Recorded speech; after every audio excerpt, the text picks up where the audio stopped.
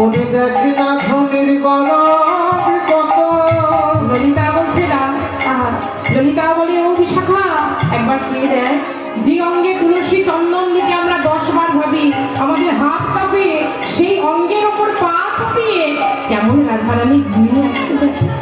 বলি দেখ না ধনী গরব কত।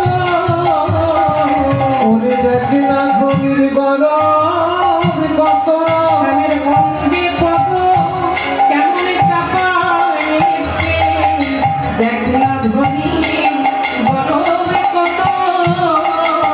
স্বামী অঙ্গে কত চাপাইছে, দেখ না ধনির গরব কত।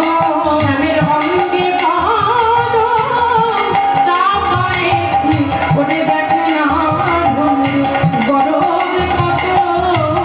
শ্যামল অঙ্গে দিয়া পা সখী রে, শ্যামল অঙ্গে দিয়া পা। ললিতা বলছি, বলি ও বিশাখা, বলি আমাদের রায়ধনী এই যে আমাদের বধূর অঙ্গের ওপর পা চাপিয়ে ঘুমিয়ে আছে, মাধবের অঙ্গের ওপর পা চাপিয়ে ঘুমিয়ে আছে, এতে কিন্তু রাধারানীর কোনো দোষ নেই। দোষ কার জানিস? যত দোষ নয় গোবিন্দের। কারণ গোবিন্দ নীতি নীতি রাধারানীর ওই চরণ দুটি ধরে মান সাধনা করেছে, নিজের হাতে আবার রাধারানীর চরণ দুটি জড়িয়ে ধরেছে। তাই ললিতা বলছে, শোন বিশাখা, এতে রাধারানীর কোনো দোষ নেই, যত দোষ হলো ওই গোবিন্দের। কারণ সখী ওই তো গরব বাড়াইছে, ওই তো গরব বাড়াইছে, ওই তো গরব বাড়াইছে। সখী নীতি নীতি চরণে ধরে ওই তো গরব বাড়াইছে। নীতি নীতি চরণে ধরে ওই তো গরব বাড়াইছে। রাধারানীর কোনো দোষ নেই, যত দোষ হলো গোবিন্দের। নিজের হাতে রাধারানীর চরণে ধরেছে, রাধারানীর চরণ দুটি জড়িয়ে ধরে গোবিন্দ মান সাধনা করছে। তাই রাধারানী যে গোবিন্দের অঙ্গের উপর পা চাপিয়ে ঘুমিয়ে আছে, এতে কোনো দোষ নেই রাধারানীর, যত দোষ ওই গোবিন্দের। এবার ললিতা বলছে, শোন সখী, অনেকখানি বেলা তো হয়েছে, তার রাধারানীর ঘর কিন্তু ভালো নয়। জটিলা কুটিলা যদি একবার দেখে এখনো রাধারানীর শয়নে আছে, ঘুমিয়ে আছে, তাহলে কিন্তু রাধারানীর কলঙ্কের আর শেষ থাকবে না। চল সখী, আমরা সবাই মিলে এবার রাধা গোবিন্দের ঘুম ভাঙানোর চেষ্টা করি। তাই সেই নিকুঞ্জবন আলো করে রাধাকৃষ্ণ শয়নে আছেন মা, আর রাধা গোবিন্দের ঘুম ভাঙাচ্ছে বৃন্দাবনের যত পক্ষীগণ।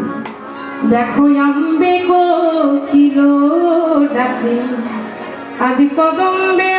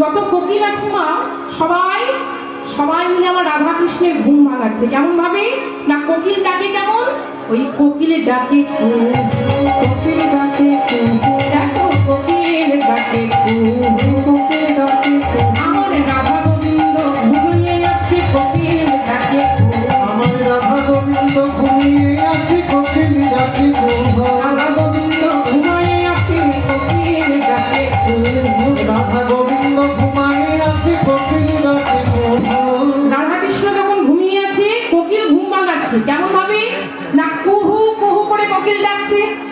কোকিল তো কুহু কুহু করে ডাকে মা। তা এই কুহু মানে কি? এই যে কুহু কুহু করে ডাকছে, কু অর্থাৎ হলো অন্ধকার। কু মানে হলো অন্ধকার। তা কোকিল কেমন ভাবে ঘুম ভাঙাচ্ছে দেখুন বাবা। যখন আমার রাধাকৃষ্ণ ঘুমিয়ে আছে কুহু কুহু করে ঘুম ভাঙাচ্ছে। কু মানে অন্ধকার। সেই অন্ধকারের প্রতি আক্ষেপ করে কোকিল বলছে, রে অন্ধকার তুমি আজ যেন চলে যেও না। বিদায় গৌর কি গৌর।